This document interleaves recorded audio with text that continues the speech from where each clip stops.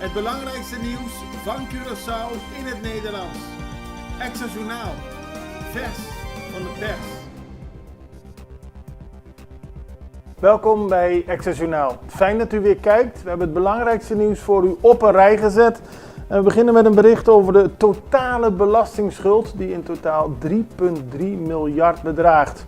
Het gaat erom dat de Belastingdienst vorige week een hardere aanpak aankondigde voor ondernemers die hun fiscale verplichtingen structureel niet nakomen. Eind vorige week is daadwerkelijk een horecagelegenheid gesloten vanwege wanbetaling. En zondag legde het ministerie van Financiën uit dat in totaal het invorderingsbestand van de Belastingdienst bestaat uit ruim 116 belastingschuldigen met een totale schuld van, houdt u vast, 3,3 miljard gulden. Er werd in 2023 2 miljard binnengehaald, dus het bedrag dat nog open staat is groter dan de daadwerkelijke belastinginkomsten. Dat is heel nadelig voor het land en daarom is nu gekozen voor een harde aanpak. Corendon vliegt op Bonaire. Corendon Dutch Airlines is gisteren gestart met een lijndienst tussen Amsterdam en Kralendijk. En op Kralendijk was men blij met een rechtstreekse vlucht uit Amsterdam.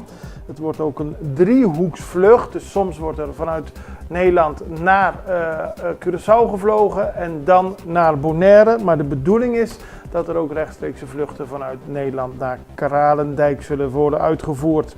Het is de bedoeling om binnen 1 tot 2 jaar die rechtstreekse vluchten in te voeren. In ieder geval wil Corendon jaarlijks 18.000 passagiers naar Bonaire brengen.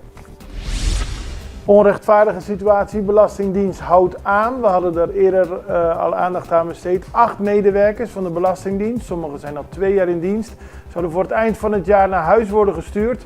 En de reden daarvoor is oneerlijk, tenminste, dat zegt vakbond APFO. Die dan laat weten dat er sprake is van onrechtvaardige situatie waarop deze mensen van de klachtendienst naar huis zullen worden gestuurd. En nu wordt aangegeven dat het daadwerkelijk een juridische strijd voor die personen gaat worden.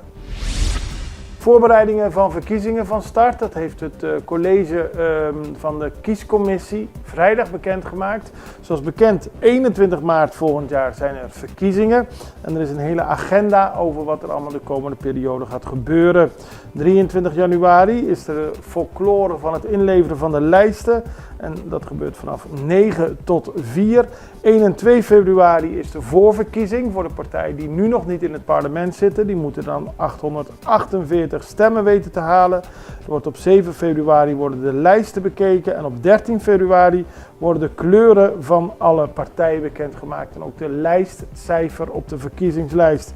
En 21 maart, dan zijn er verkiezingen.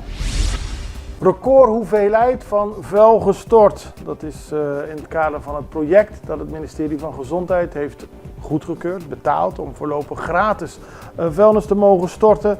En dat heeft te maken dat in september een recordhoeveelheid van 32 miljoen kilo werd aangeboden. En dat is dus een stijging van 370% ten opzichte van de gebruikelijke 9 kilo. Het is dus een groot succes en vandaar ook het beleid om tot december 2025 hiermee door te gaan. Dan zijn de schuttingen bij Caracas Bay omgewaaid. Die staan er al heel lang. Mensen lopen daar, sommigen zijn aan het joggen. Maar die schuttingen die een deel van een bouwgrond afschermden, en zoals gezegd, die stonden er al jaren, is nu omgewaaid. En dat zorgt ervoor dat de mensen niet makkelijk daar kunnen lopen. Het moet zo snel mogelijk worden opgeruimd. Ten slotte gratis tandheelkundige zorg. Die worden op zondag 10 november gegeven op het Sint-Antonius College. Daarbij kunnen kinderen uit de wijken Santa Maria, Buena Vista en omgeving terecht voor tandheelkundige zorg. De gratis zorg wordt gegeven tussen 9 uur 's ochtends en 2 uur 's middags. Er wordt ook uitleg gegeven, kinderen worden begeleid. Het is gratis en het is voor kinderen tussen de 0 en de 18 jaar. Al 3 jaar lang wordt via Smile voor Curaçao dit project uitgevoerd. En na afloop van dit project wordt gekeken wat er kan worden geëvalueerd en hoe we verder moeten op Curaçao met de tandheelkundige zorg. We gaan even over naar een break. We zijn zo bij u terug.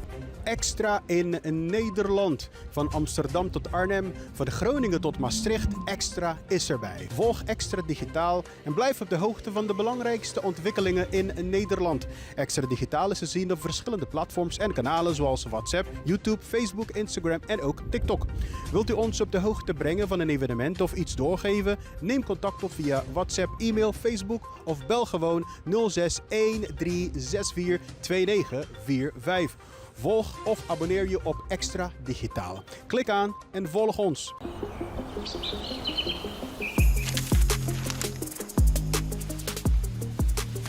Welkom op Curaçao, een van de mooiste eilanden in de Caribiën. Een ware parel. En het is een eiland waar je van heel veel zaken kunt genieten. Van de natuur, van de zee, van het eten, van de mensen en zoveel meer.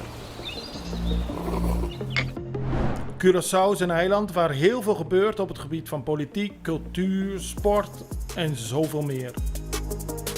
En Extra Journaal brengt het belangrijkste nieuws van Curaçao. Maar we hebben ook aandacht voor al het nieuws op Bonaire en Aruba en op de bovenwinden, Saba, Sint Maarten en Sint Eustatius. En we belichten al het nieuws van alle kanten. Het nieuws is duidelijk, actueel en vers van de pers. Extra Journaal, elke werkdag op Salto. Op Curaçao zijn we de hele dag bezig met het maken van Extra Journaal. Volg ons op je favoriete Amsterdamse zender. Tauro. Het is mooi weer hier, maar in Nederland is het slecht weer. En de griepprik die in Nederland wordt gegeven is ook op Bonaire af te halen. Dat heeft het Openbaar Lichaam vandaag ook weer bekendgemaakt op de Facebookpagina. Tot en met 22 november staat het mensen op Bonaire vrij om die griepprik en de COVID-prik voor mensen boven de 60 af te halen.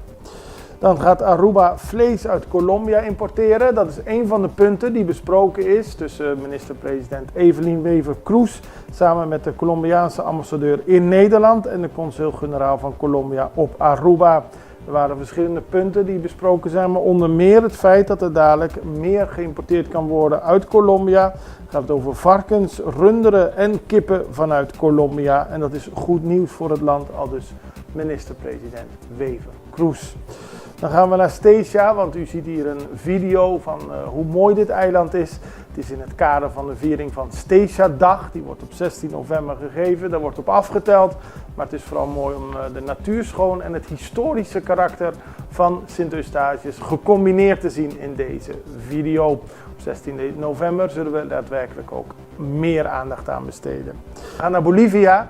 Want daar is sprake van een gijzeling. Een gewapende groep gijzelt meer dan 200 militairen. Tegelijkertijd is er ook sprake van een hongerstaking door voormalig president Evo Morales. Die zaken lopen ook door elkaar, omdat Morales heeft gezegd dat er meer aandacht voor die gijzeling moet komen.